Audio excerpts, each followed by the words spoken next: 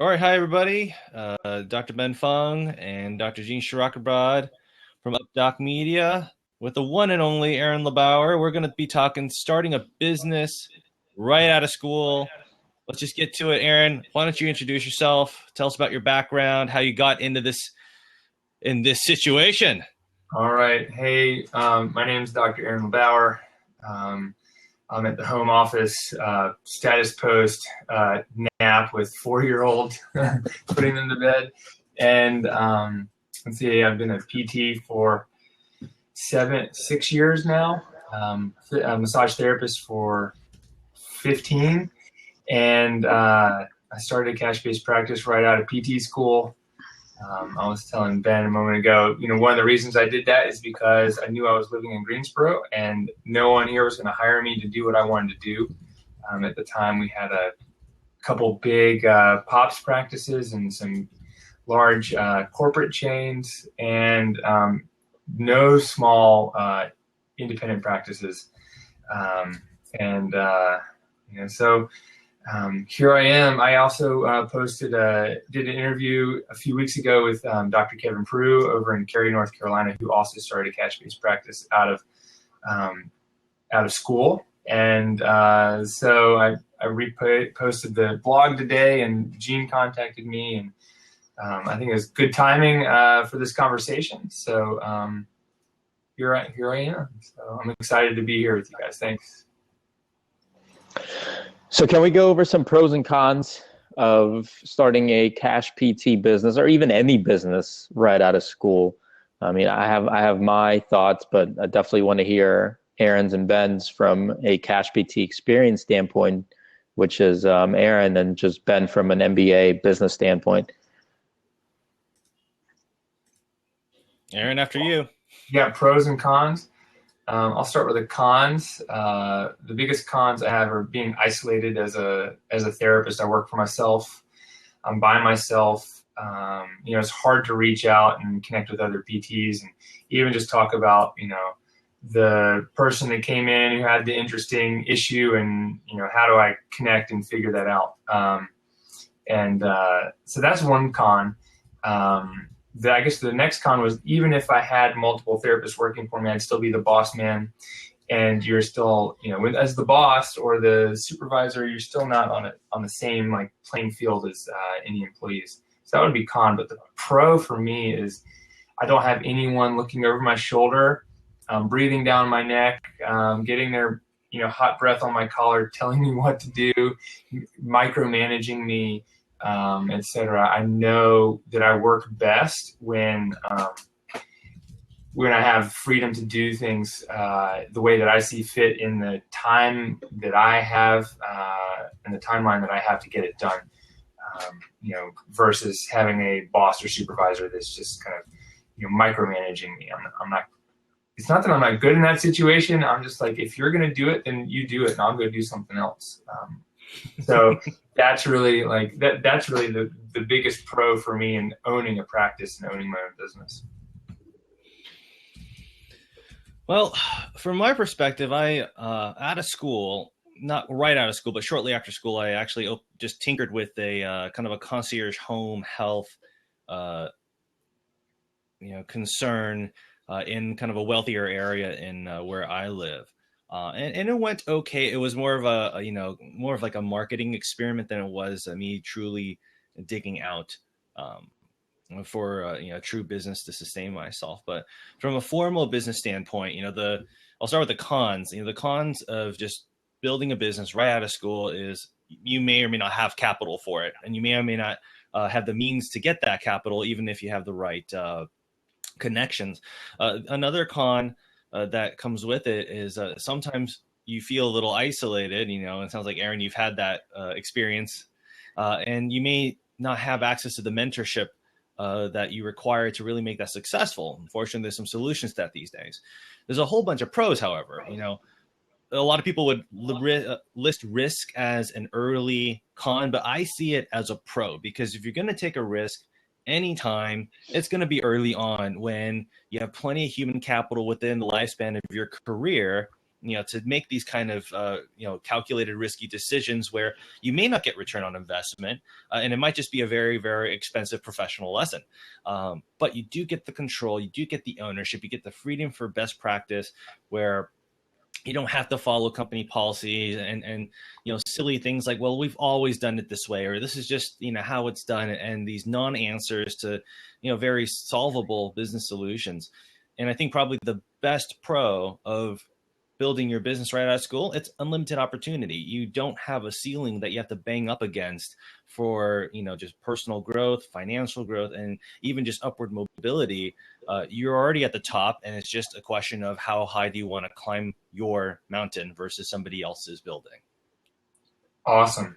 I love that. Yeah, it's great thoughts. I mean, I think now is probably as good of a time as any to jump into business. When I started, I always had an idea of starting a clinic, and I was always, you need to practice 5 years before you kind of get your clinical skills better. And I always wondered, like, where the hell do people come up with 5 years? Like, what is this arbitrary 5 years that it takes for you to master whatever you're doing, which I always thought was bullshit. This is a very popular question, and it has nothing to do, I think, this is my opinion, it has nothing to do whether you're coming out of school. I think most of it has to do whether you're ready and business, which are two different things, right? Being a clinician is one thing. Mentorship is important. Learning your clinical skills are important, but there's a lot of avenues now. I think there's a lot of great avenues for courses, for opportunities to learn. You could even fly people in to mentor you and do stuff like that. But if you don't know business, if you don't have good business sense, then that's, I think, is a bigger problem than the clinical side of it.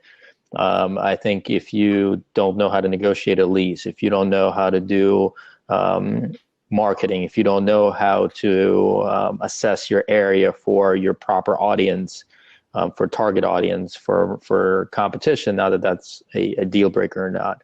I think those are the things that you need to know, and those are the things that are not really taught in school.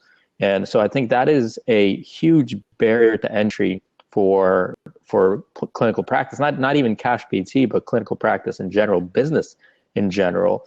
And if you're not ready for that, I think if you're not aware of the inherent risk, but the inherent work that takes to run a business and succeed in business, if you're just so excited, which is important, I think you need to have that underlying passion to want to start a practice.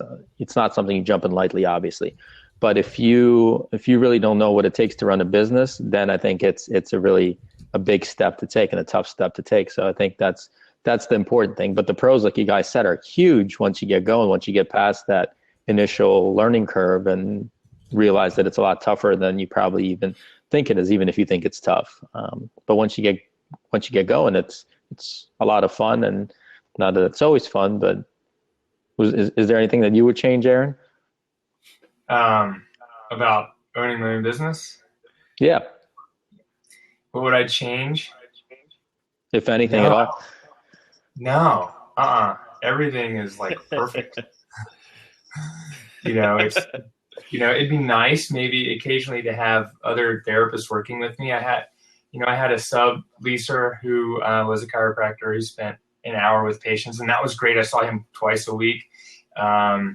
But I don't necessarily even want to have employees right now. I get together with you guys. I connect with people on Twitter. I get my PT fix. I don't need too many people other than like that, telling me what to do. So, I'm a very independent. I put my head down. I go do my thing. I think it's turned out really great. I really enjoy where I am, and I don't think I would have done it another way at this point. Aaron, I got a question for you. You started this whole thing right out of school. So that's, strike one against you, right? Like no one does that because you need 20 years of experience before you open up your own PT business. And then you decided to go cash, right? And were the barriers, were the challenges, was all that, so cataclysmically overwhelming the way they said it would be? Or, what was that like? Do you think it's something that really should be feared the way it is currently feared in our PT culture? That's a great question, great point. And I think no. No one's talking about, and no one's really looking at what other professions are doing in this conversation. I'll start and say, chiropractors are going out, and everyone knows what a chiropractor does. They snap and crackle and pop you. They move joints, etc. They're getting out of school and starting their own practices. Massage therapists are getting out of massage therapy school and starting their own business. As a massage therapist in North Carolina, I can do everything I want to a patient except manipulate them. As a PT in North Carolina, I can do everything I want to a patient except manipulate their spine without a physician's referral. So there's a lot of overlap in what I can do. As a massage therapist, you can't provide a medical diagnosis. As a PT, I can't provide a medical diagnosis. I provide a movement diagnosis and an ICD-10 code. As a massage therapist, we're taught how to start a practice, kind of encouraged how to do that. And I had my bachelor's degree and a year of training in massage therapy, health education, and we had a business track on how do you start a business, how do you price yourself, how do you do all these things. We're not getting that in PT. I think the physical therapy education system is missing something big because we're still, I think, operating on this paradigm of being physician extenders and working where physicians are, working for physicians in hospitals and organizations. And yes, in private practice, but even a lot of private practices are operating under that same model of I'm receiving patients down the funnel rather than creating the funnel myself. I really don't think it's not the big scary thing. It doesn't cost tens of thousands of dollars to open a private practice. If you're doing a low overhead model, if you're looking at what you're doing, I didn't buy $20,000 machines, and I didn't put a ton of money into equipment. I do everything with my hands. I teach my patients to do it. I think that other professions are doing it. We're not doing it. I don't think occupational therapists are doing it as well. But I know it's not that big, scary thing if we kind of open our eyes to the possibility of what we can achieve if we kind of put our mind to it. Love it. What would you say is the most difficult thing when deciding whether to do it out of school or not? What if you had to rate as the biggest challenge that somebody will encounter if they want to start a cash PT practice right out of school, what would that be? The doubt from other people, and the kind of energy from other people that, oh, that's not right, that's not possible, how could you ever do that? Then that energy kind of feeds into what you, as the person who wants to start a practice, will encounter or kind of come up against is a lot of pushback from other people who maybe just have a lot of fear around the whole idea of starting a practice. There are a lot of PTs who aren't starting it as their first career, who aren't getting into PT, as a 20-year-old or 21-year-old. And there's no reason we should put a cap on what we can do out of our graduate education. We shouldn't be capped into being, oh, you have to be an employee for X number of years before you can do whatever you want. And, I'm not saying that everyone should start a cash-based practice or everyone should start their own private practice, because we need people in a lot of these other positions working in hospitals, home health, etc. But, I think, if we try to close people down and pigeonhole them, that's the biggest challenge that I had is when I told people I was going to do this, oh, that can't work. That's not possible. No one's going to pay more than $50 for physical therapy. Yeah, but in thinking positive, thinking big, that's huge, right? There's a lot of research. There's a lot of people that make a lot of successful careers based on spreading that message. But in terms of getting a little more technical, if you're getting out of school and you want to start a practice, there's some things that you need to know, right? You have to have a space. You need to have a lease most often. which is scary in a lot of times, because most leases, especially when you're just starting out, I mean, people will want a 3-year, maybe even a 5-year lease. So you have to be pretty smart about how you sign up for that initially. But what do you tell people, which is a question I get often, is what happens if I fail right away? What if I sign this lease and I fail and it doesn't work out? What do I do then? What do you do then? Well, you keep living your life, and you get up and you go to the next one. Michael Jordan is one of the great quotes is that he's like, I fail every day, and that's how he succeeds. Or, it's the idea of failure isn't something that we need to hold on to as, and that's the end of the road. It's another opportunity for growth and learning. But yes, we do need all these specific things to start a practice. And I've got, I'm like a problem solver, in my as a PT, helping other people. It's like, well, yeah, there's, yes, you can get a 5-year lease and for $1,500 a month when you have no patients, or you can sublease a space from another therapy practice or a gym for less money and set an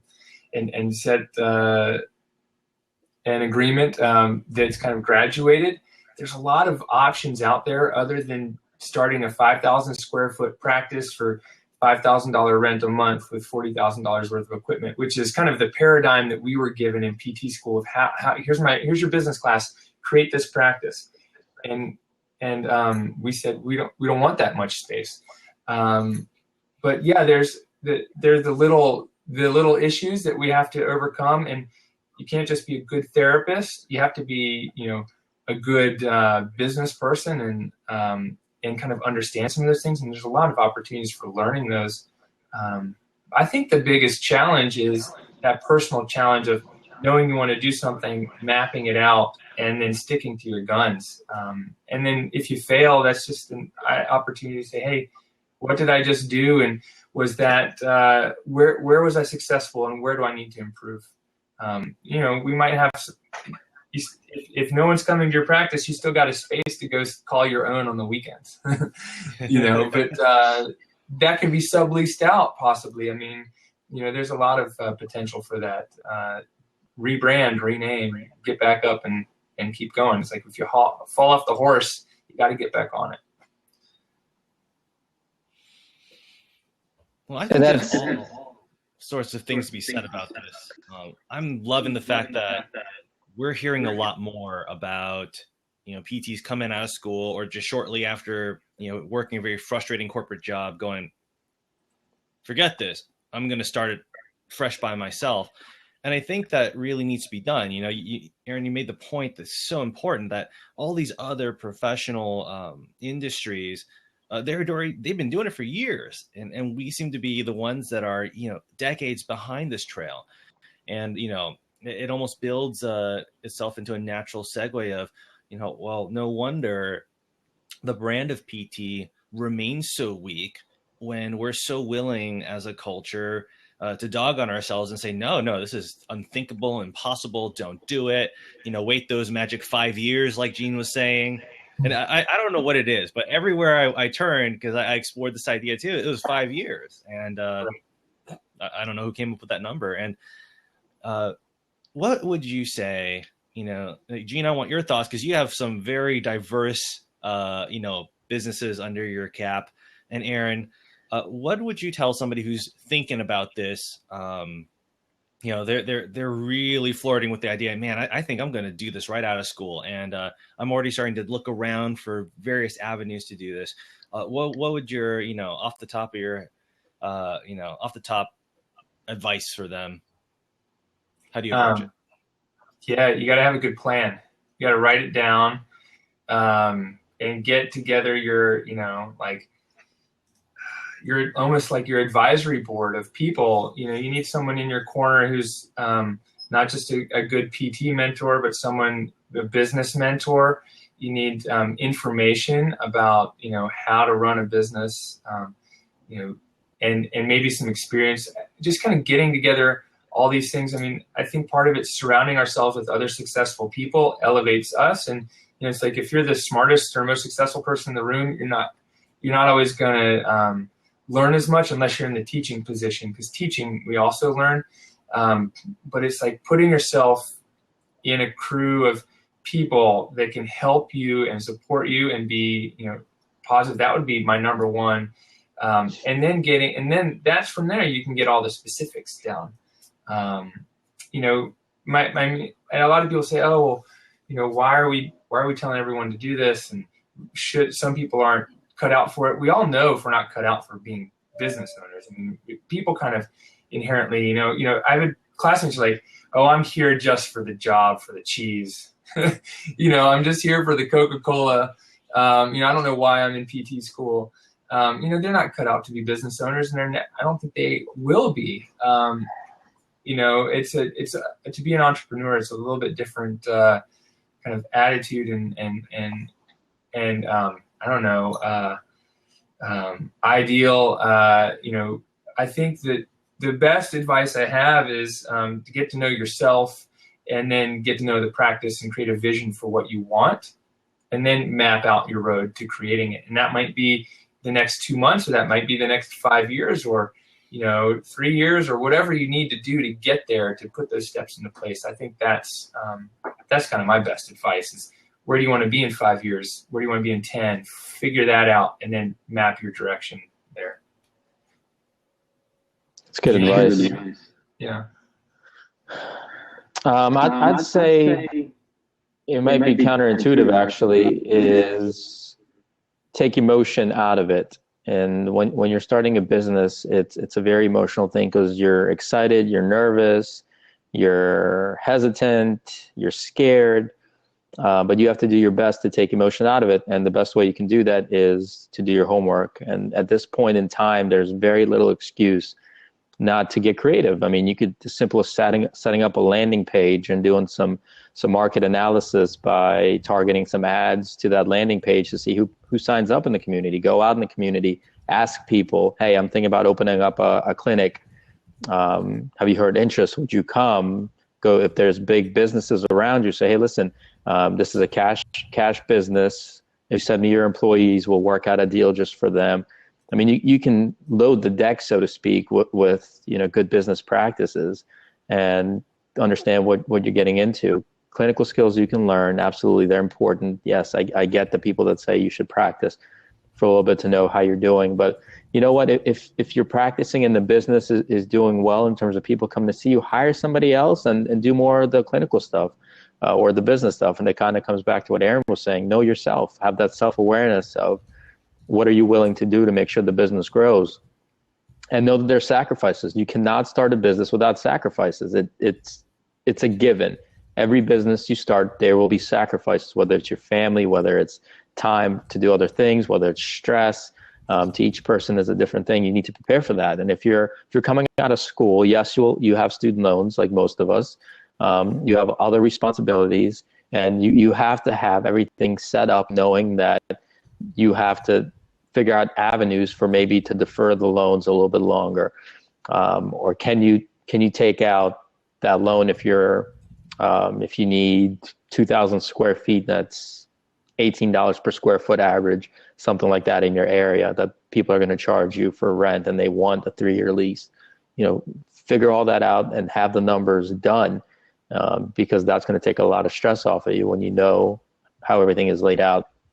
And numbers play a big role. Numbers are objective. You can't really get too emotional about numbers unless you're not making money. Then you can get a little emotional, but knowing those numbers plays a big role, right, Ben? Oh yeah, you know me and the numbers.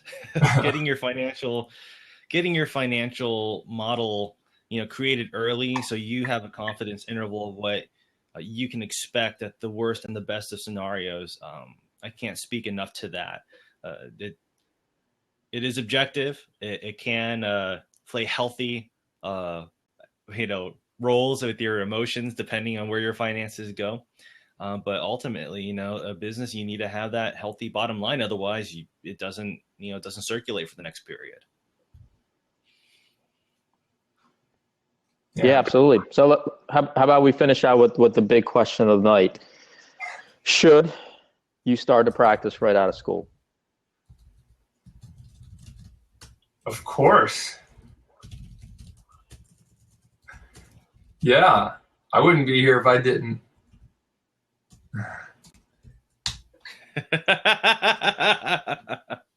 It's a non-question. Without a question, what kind of question is that? Yeah. I mean, what can I say? Yes. I mean, if that's what you want to do, there's no reason not to. If that's your passion and that's what your desire is to do, there's no reason not to.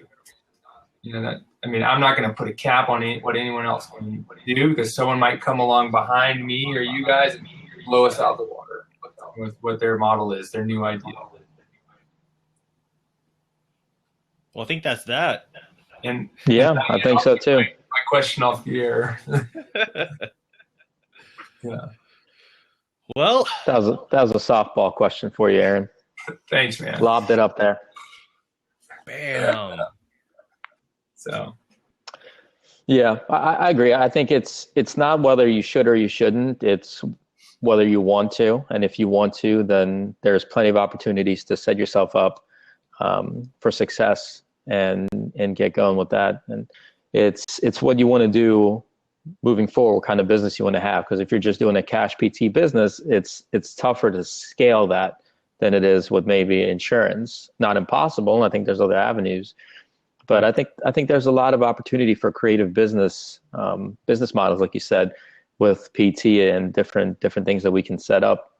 So it's just about how creative you want to get and what you want to do. If you want to get the experience and the mentoring and that connection of being around other PTs, then take a job. Take a job, see how it goes, then leave if you don't like it. That's kind of what it is now. Things have changed. You don't have to work, 12 to 18 months now before your resume is looked or is frowned upon if you leave a job. It's a different world now. You spend a lot of time, a lot of years sacrificing your time in school to learn. You're not obligated to anybody to work if you're not happy. Go in, and if you're not happy, you leave. And it's up to the person who employed you, as long as you're, not being a douchebag to them, to let them know that you're happy, not that something that they're doing, but if you're not happy personally, versus if it is something that you're not happy with them, then that's their problem. And it's a good lesson for you to learn of what not to do in your company. So either way, it's a win. And even if you start a practice, you don't have to stay in it, a private practice, you don't have to stay in it forever. Mm-hmm. It's not a dead-end road. We can diverge right back out of it. It's not a failure to say, okay, I got out of private practice. I didn't want to do it anymore. Or it wasn't for me, or whatever. I don't think that's failure either. So it's failure to give up on ourselves to a point. But to say, this didn't work out, that's not necessarily. It might be that there are other things going on in our life that take precedence at that moment, that we can't put our energies in the right places. Or, I think it's also fair to say that that we shouldn't look at, I've started a private practice and I have to stay in it till the end, until I drive it to the ground. If I decide it's not for me, I can get out of it and say, look, I'm not going to see patients next week. I'm going to go get a job and, and deal with it, and life goes on. So. Yeah, absolutely. Yeah. Well, I'm blabbed out. What about you guys? Yeah, I got to do some yoga. Well, I think it's good. It's a good blab session. Great. We're definitely gonna, we're gonna, publish this on YouTube so you can do a replay. We're gonna write down the questions that we see, on the screen for future blabs, of course. And thank you for being with us, Dr. Aaron LeBauer. Thank you, guys. Pleasure to see you. For the question that came in as a to-be grad, how would you guys recommend building a clientele referral base with limited connections? You are right. That is a whole different blab in itself. The blab would require a lot of popcorn and some bourbon, and for you to sit back and relax for about 2 hours. But yes, we'll definitely cover that. That's a great question. It's one of those if only questions that I like to call them, the if only scenario, that a lot of business owners and entrepreneurs go through. If only I had this, then I could do what I want to do. And clientele referral base, that's the foundation in a lot of instances. But again, with marketing the way it is now, it's a lot more fun, and there's a lot more avenues than it was before of having lunches with physicians. Right. Amen. Thank you. Those luncheons. Next time. All right, time to grab the bourbon. Right. All right, then. I think we're going to officially close this blab out. Again, for all of you with us, thank you for being with us. Until next time, we'll see you out there. Great chat.